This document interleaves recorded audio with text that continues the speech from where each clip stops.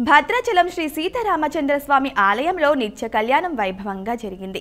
వైష్ణవ సాంప్రదాయం ప్రకారం విశ్వక్సేనుణ్ణి పూజించారు. సీతమ్మకు యోక్త్రధారణ, రామయ్యకు యజ్ఞోపవీత ధారణ చేశారు.